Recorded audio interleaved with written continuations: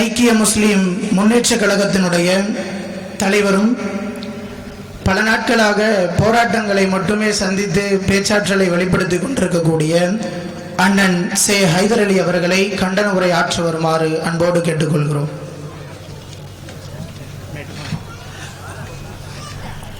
பிஸ்மில்லாஹிர் ரஹ்மானிர் ரஹீம்.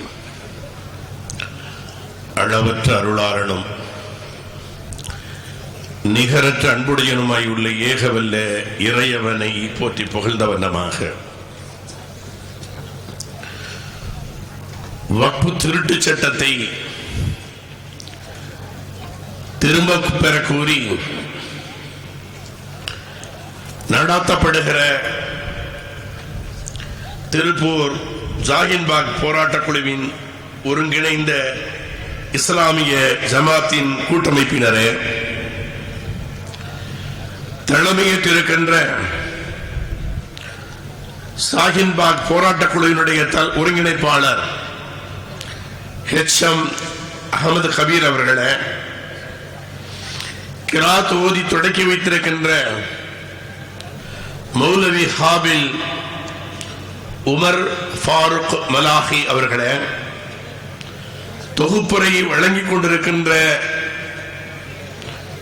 ஒருங்கிணைப்பாளர் முகமது அஸ்லம் அவர்களே, மௌலானா மௌலவி ஹாபில் முகமது ஜாகிர் ஜைனி அவர்களே, முன்னிலை வைத்துக் கொண்டிருக்கின்ற ஒருங்கிணைப்பாளர்களே, வரவேற்புரை ஆற்றிவிட்டு அமர்ந்திருக்கின்ற ஜுபேர் அவர்களே, எனக்கு முன்னால் கண்டனை உரை ஆற்றிவிட்டு சென்றிருக்கின்ற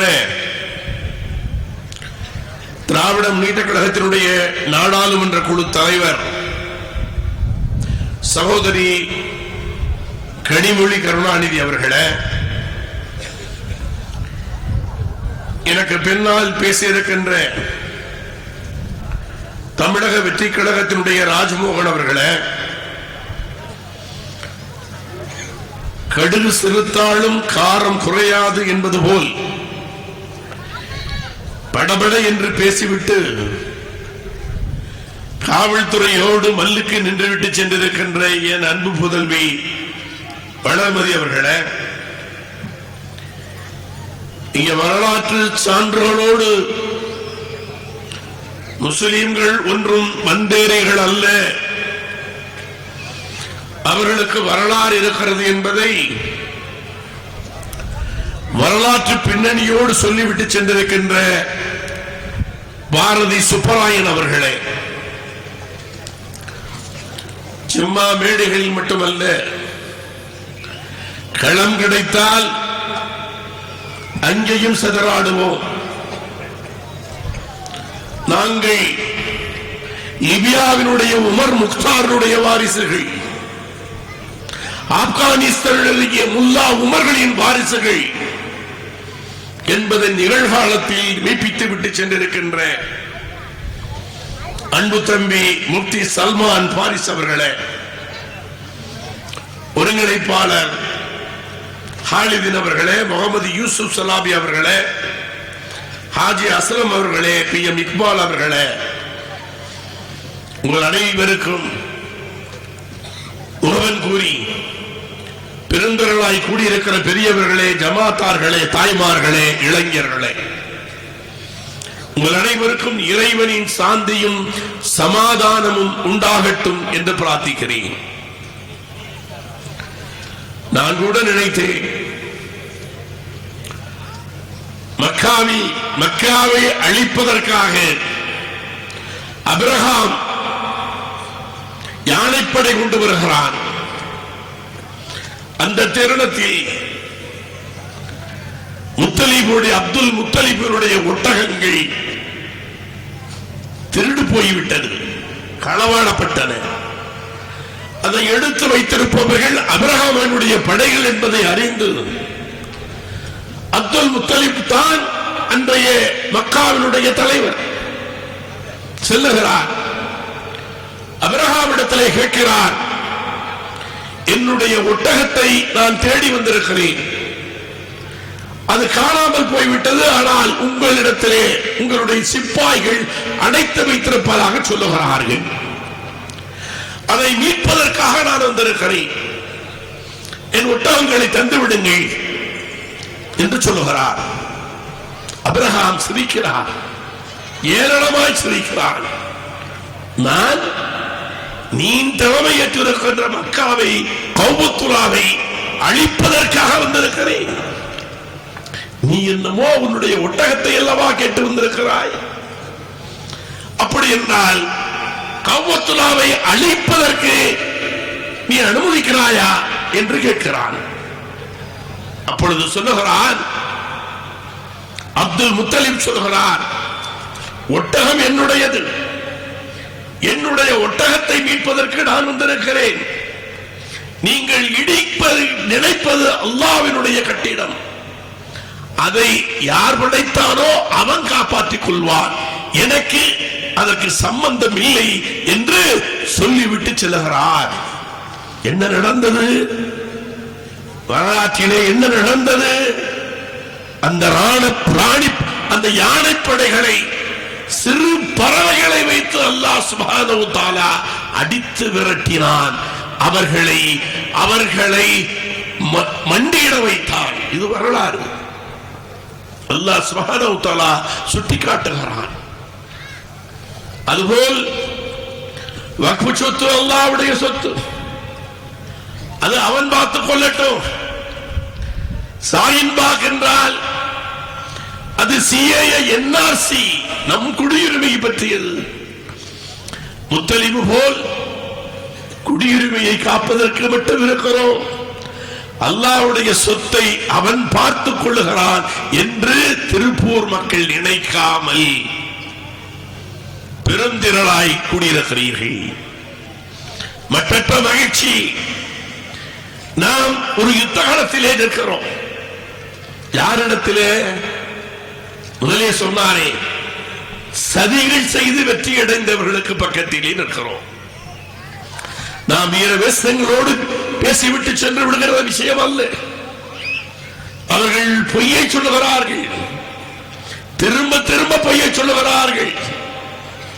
அப்படி பொய்யை சொல்லிக் கொண்டிருக்கிற அவர்களுக்கு நீதிமன்றங்கள் சில நேரங்களில் சரியாக சொல்லிவிடுவதும் உண்டு. அப்படித்தான் இன்றைக்கு இந்தியா முழுவதும் 140 வழக்குகள் தொடுக்கப்பட்டிருக்கிறது உச்ச நீதிமன்றத்தில். ஆய்வுக்கு எடுத்துக்கொண்டு சில வழக்குகளை நாங்கள் எடுத்துக்கொள்கிறோம் என்று சொல்லி இன்றைக்கு ஆய்வுக்கு எடுத்துக்கொண்டார்கள். அப்பொழுது தடை வேண்டும் என்று கேட்கிற நேரத்தில் அதை பற்றி யோசிப்பதாக சொன்னார்கள். அடுத்த முறை சில சரத்துகளுக்கு தடையும் தந்தார்கள். உடனடியாக பதவிதைக்கிறார்கள். உடனடியாக யார்?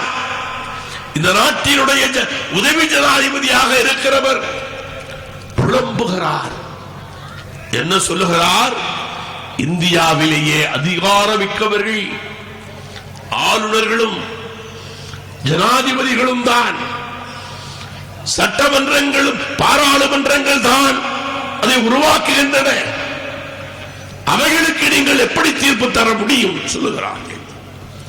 அதற்கு முன்பாகத்தான் இந்த நாட்டினுடைய முதலமைச்சர் ஸ்டாலின் அவர்கள் ஆளுநருடைய அதிகாரத்தை பற்றியான ஒரு வழக்கில் அழகான தீர்ப்புகளை தந்தார்கள். அளவெடுக்கிறது. சட்டமன்றம் சொல்லுவதைத்தான் நீங்கள் கேட்க வேண்டும். உங்களுக்கு என்ற அதிகாரம் இல்லை. நாட்கள் இத்தனை நாட்களிலே நீங்கள் அனுப்ப வேண்டும் என்று சொல்லிவிட்டு சும்மா இருந்து விடாமல் அடுத்து சொல்லுகிறார்கள், ஜனாதிபதியாக இருந்தாலும் 3 மாதத்திலே உங்களுடைய பதிலை தாருங்கள் என்று காலக்கெடுவை தந்திருக்கிறார்கள். இதற்கு பிறகு வக்ஃபு சட்டம் 25 30வது சரத்து வரை இந்திய அரசியல் அமைப்பு சட்டத்தை எதிர்த்து சொல்லுகிற சட்டமாக தான் தோன்றித்தனமான ஒரு அறிக்கை போல் இருக்கிறது அவர்களுடைய இந்த சட்டம். பல பேர் பேசினார்கள், அழகாக சொன்னார்கள். ஆனால் சில திருத்தங்களையும் நான் சொல்ல கடமைப்பட்டிருக்கிறேன். பாகிஸ்தானுக்கு சென்றவர்கள் வாய் வழியாக சொல்லிவிட்டு போனவைகள் எல்லாம் இருக்கிறது என்று சொன்னார்கள். பாகிஸ்தானுக்கு போனவர்கள் விட்டு சென்றவை எந்த சொத்தும் வக்ஃபிலே இல்லை. அதை முதலிலே புரிந்து கொள்ளுங்கள். அது தனியாக எனிமி சொத்து என்கிற ஒரு அமைப்பிலே மும்பையிலே அதற்கு என்று ஒரு தலைமையம் இருக்கிறது. பாகிஸ்தானுக்கு சென்றவர்கள் பல 1000 கோடி சொத்துக்களை விட்டு சென்றார்கள். உண்மை. அவைகளை எல்லாம் எனிமி ப்ராப்பர்ட்டி என்கிற ஒரு அமைப்பு நிர்வகித்துக் கொண்டிருக்கிறது. அது வக்ஃப் செய்யப்படவில்லை. அதற்கு பிறகு சில விஷயங்களை புதல்வி மலர்மதி பேசுகிற நேரத்தில் இவர்கள் தந்திருக்கிற 3வது சொத்து நம்முடையது என்கிற அவர்கள் சொல்லுகிற பொய்யை அவர்கள் தந்திருக்கிற அறிக்கையின் பிரகாரம் சொன்னார்கள். அதுவும் உண்மை அல்ல. உங்களுக்கு சொல்லுகிறேன், 10,76,23 ஏக்கர். நீங்க சொல்லுவது 9 லட்சம்.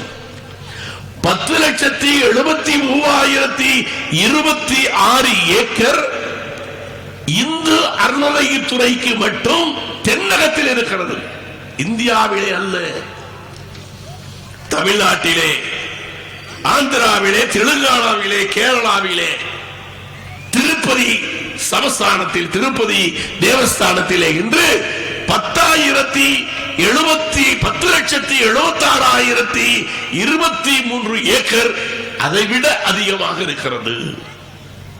அது மட்டுமல்ல, இன்றைக்கு பத்மாவதி கோயில் என்று சொல்லப்படுகிற சங்கைவு கேரளத்தில் இருக்கக்கூடிய அந்த கோயிலுடைய சொத்தினுடைய மதிப்பு திறந்த அறைகளிலே இருந்தது மட்டும் 1 லட்சம் கோடி. பவளங்களும் ரத்தினங்களும் தங்கங்களும் 1 லட்சம் கோடி. இன்னும் திறக்கப்படாமல் ஒரு கதவுகள், ஒரு அறை திறக்கப்படாமலேயே இருக்கிறது. ஆகவே இவர்கள் பொய்யாக சொல்லுகிறார்கள். வக்ஃபு சொத்தை எப்படி இவர்கள் நிர்வகிக்கிறார்கள்?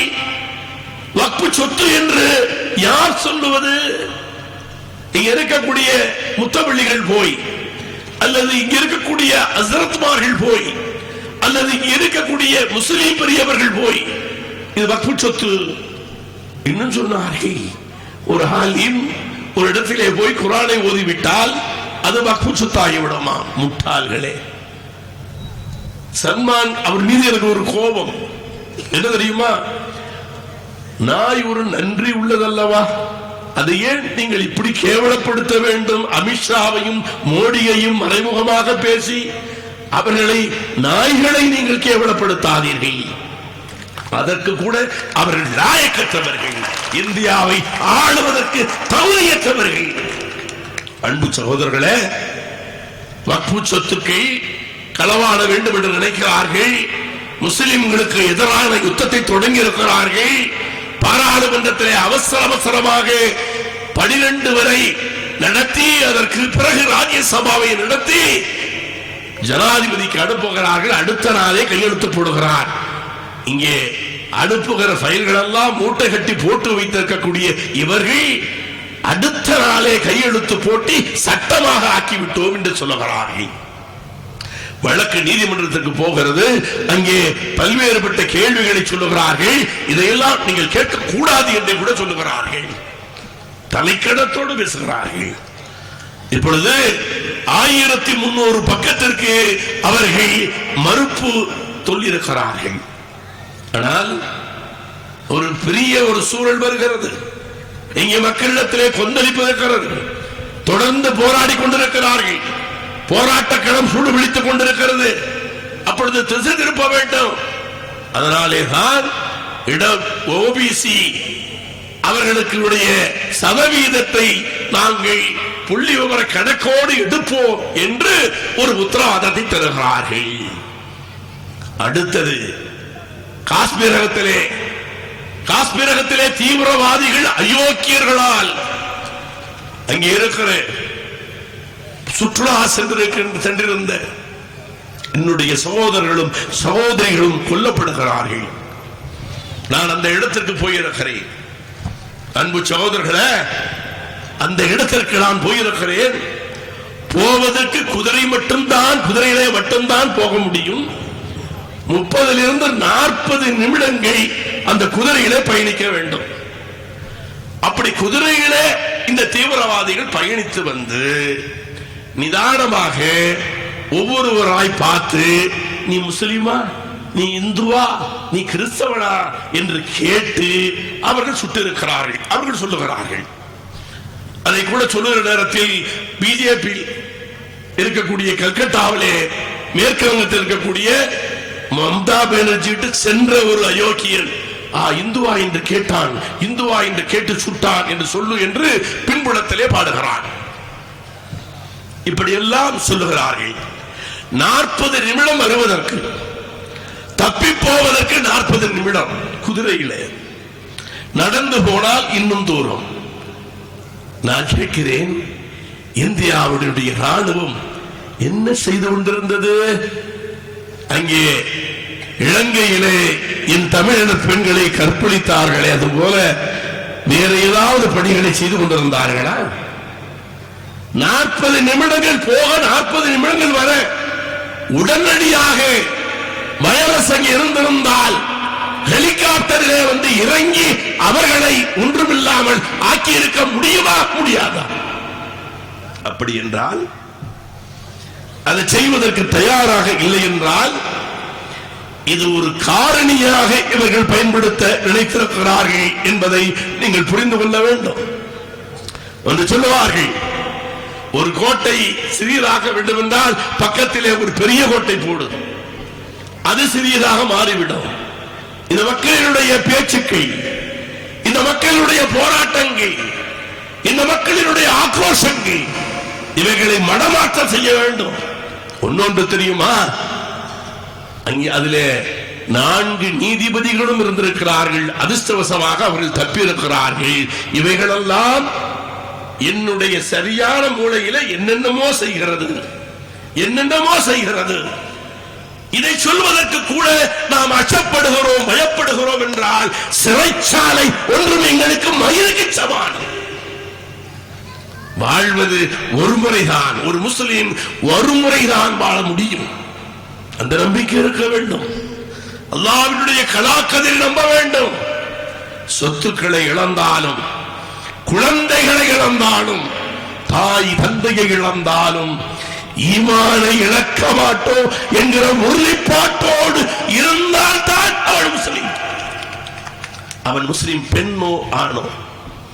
இங்கே பேசுகிற நேரத்தில் கூட நீங்கள் பொது சமுதாயத்துக்கு வர வேண்டும் என்று அன்பு சகோதரர் பாரதி சுப்பராயன் சில பட்டியலை போட்டார். நான் கேளுகிறேன், பொது சமுதாயத்திலே நாங்கள் எப்பொழுது இல்லை? ஜல்லிக்கட்டிலே எங்களுடைய பங்கு இருந்ததா இல்லையா? ஆனால் மறுக்கப்படுகிறார்கள். ஆனால் ஜல்லிக்கட்டிலே அங்கே இருந்தவர்களுக்கு உணவும் தீயும், அங்கே இருக்கிறவர்களை ஒழுங்குபடுத்தி அங்கே இருக்கிற குப்பைகளை அள்ளியவர்கள் நாங்கள். மறுக்க முடியுமா? எந்த போராட்டத்தில் நாங்கள் இல்லை. இந்த நாட்டினுடைய சுதந்திர போராட்டத்திலேயும் நாங்கள் இருந்தோம். அதை பட்டியல் போட்டார்.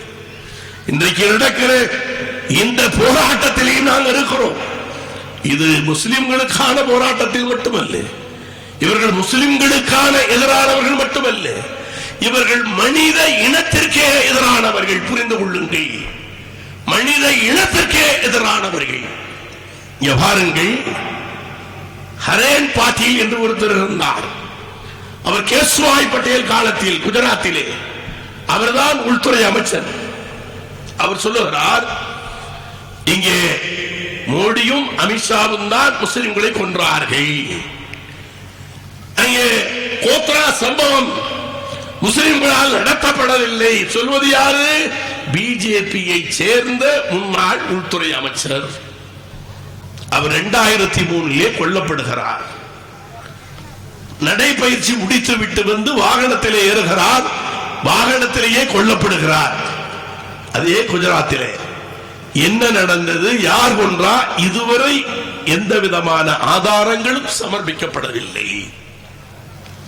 எலன் மாஸ்க் ஏஐல போய் நான் ஹரேன் பாட்டியாவுடைய நிலை என்ன, அவர் எப்பொழுது கொல்லப்பட்டார், கொன்றவர்கள் யார் என்று கேட்டேன். கொன்றவர்கள் யார் என்று இதுவரை புலப்படவில்லை என்று சொல்லுவார். அப்படி என்றால் எதிரிகளை எப்படி கொல்ல வேண்டும் இவர்களுக்கு தெரியுமா தெரியாதா? இவர் மீது, அமித்ஷா மீது வழக்கிருக்கிறது.